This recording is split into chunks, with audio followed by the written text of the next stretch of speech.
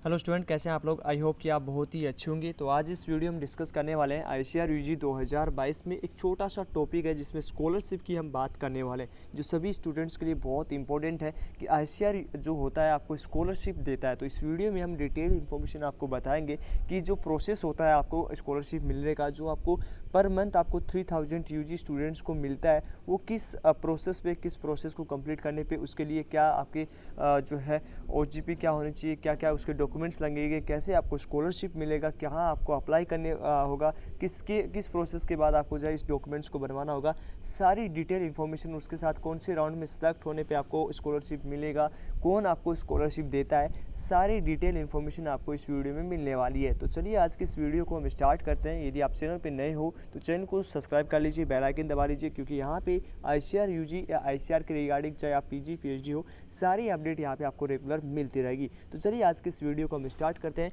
आगे बढ़ते हैं। सबसे पहले जो स्टूडेंट्स हमारी टीम से काउंसलिंग करवाना चाहते हैं, जिसमें पेड काउंसलिंग होता है, तो उसमें आप स्क्रीन पे चल रहे नंबर पे आप कांटेक्ट कर सकते हो, जिसमें आपको हमारा टीम जो है आपको पूरा काउंसलिंग प्रोसेस करके देगा। ठीक है, तो यहाँ पे आपको नंबर दिख रहा होगा, आपको दोनों व्हाट्सअप नंबर और ये आपको 98 वाले आपको कॉलिंग नंबर है, तो इस पर कॉल भी कर सकते हो या दोनों नंबर पर आप व्हाट्सअप भी कर सकते हो। यहाँ पे आपका दो चार्ज रहेगा, जिसमें 300 रुपीज़, जिसमें आपको ओनली चॉइस प्रेफरेंस हमारी टीम के द्वारा बताया जाएगा, जिसमें और आगे की प्रोसेस के लिए आपको गाइड किया जाएगा। दूसरा जो चार्ज है उसमें आपका कंप्लीट काउंसलिंग प्रोसेस हमारी टीम के द्वारा खुद किया जाएगा, जिसका चार्ज 500 रहेगा, जिसमें जब तक आपको सीट अलॉटमेंट नहीं हो जाती, सीट अलॉटमेंट होने के बाद आपको किस तरह से कॉलेज में जाना है, कौन कौन से डॉक्यूमेंट्स, मतलब A to Z इन्फॉर्मेशन जो है हमारी टीम के द्वारा किया जाएगा या सपोर्ट हमारी टीम के द्वारा किया जाएगा। तो ये दोनों चार्जेस समझ में आ गया होगा। तो जो इंटरेस्टेड स्टूडेंट हैं वो इन नंबर पे कॉन्टैक्ट कर सकते हैं। तो चलिए अब आगे हम वीडियो को स्टार्ट करते हैं। देखिए, आपको जो स्कॉलरशिप होता है वो उसका एनटीएस, उसको शॉर्ट फॉर्म में बोला जाता है। एनटीएस का फुल फॉर्म होता है नेशनल टैलेंट स्कॉलरशिप। ठीक है, जो आपका पर मंथ है 3000 आता है। ठीक है, ये आपको जो स्कॉलरशिप है वो आईसीआर के द्वारा दिया जाता है। अब ये कैसे आता है, क्या नहीं आता है, ये आगे हम बात करने वाले हैं। तो चलिए आगे थोड़ा सा हम आगे बढ़ते हैं। सबसे पहले जो आईसीआर के जो स्टूडेंट हैं, जो आईसीआर के first round, second round, third round and fourth round में सिलेक्ट होने वाला है, मतलब आईसीआर यूजी के फर्स्ट राउंड में यदि आप सिलेक्ट होते हो, सेकंड राउंड में आप सिलेक्ट होते हो, थर्ड राउंड में या फोर्थ राउंड में, ये कोई इफेक्ट नहीं पड़ेगा चाहे आप कोई से भी राउंड में सिलेक्ट हो, लेकिन आप आईसीआर के थ्रू यदि सिलेक्ट होते हो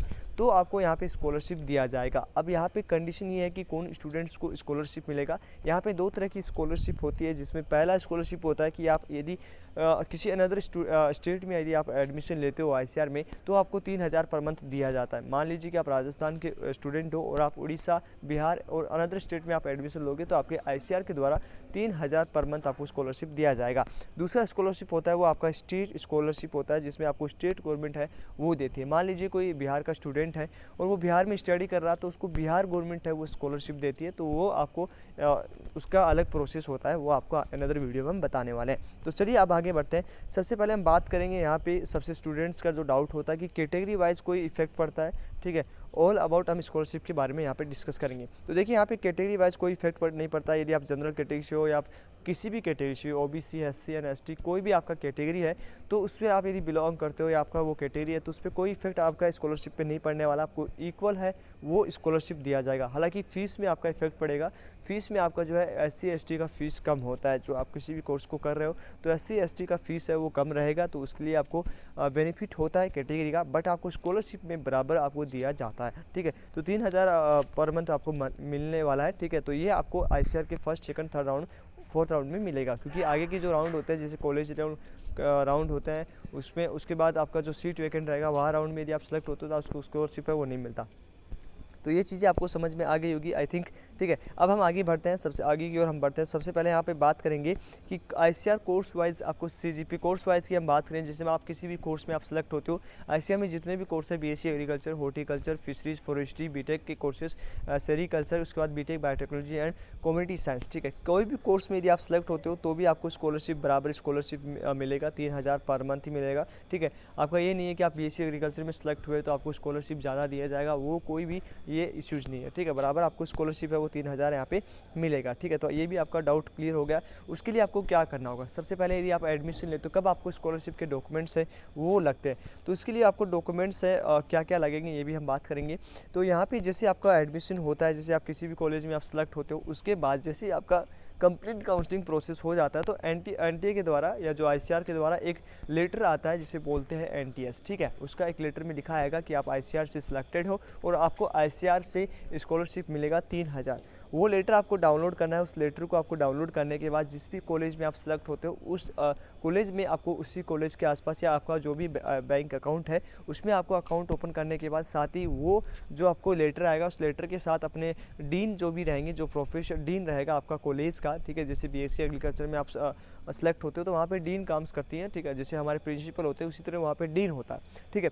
तो डीन आपके वहाँ पे सिग्नेचर करने के बाद आपको रजिस्ट्रार के पास जाएगा और वो काउंसलिंग आपको जो है आईसीआर को भेज दिया जाएगा। तो पर मंथ आपका फिर आपका जो है 3000 भेज दिया जाएगा। तो इसमें कोई भी डॉक्यूमेंट्स नहीं मिलेगा। आफ्टर आपको सिलेक्ट होने के बाद जो अलॉटमेंट लेटर आएगा उसके बाद आपको एनटीएस का एक लेटर आता है, वो आपको डाउनलोड करना होगा। उस लेटर को आपको कॉलेज में जिस कॉलेज में आप सिलेक्टेड होंगे उस कॉलेज में आपको जो है सबमिट करना होगा। उसके बाद आपको 3000 पर मंथ आपको दिया जाएगा, ठीक है। ये आपको एक सेमेस्टर खत्म होने के साथ आपका पेमेंट आपके अकाउंट में ट्रांसफ़र कर दिया जाएगा, आपको ऑटोमेटिकली आपके अकाउंट में ट्रांसफ़र हो जाएगा, ठीक है। अब यहाँ पे हम बात करें कि कुछ कंडीशंस भी होती होंगी इसको आपको स्कॉलरशिप मिलने के कारण आपको कॉलेज में जो आपका कोई भी बैक है, किसी भी सब्जेक्ट में आपको फेल नहीं होना है, ठीक है। दूसरा ये कि आपका कोई भी जो है सीजीपी की बात करें तो आपका 7.5 सीजीपी से आपका वो स्कोर आपका उसमें सेमेस्टर एग्ज़ाम्स जो होता है उसमें आपका होना चाहिए, जो कि आपका इजीली स्कोर है 7.5 हो जाता है। यदि आप नॉर्मल भी स्टडी करते हो तो 7.5 आपका जो है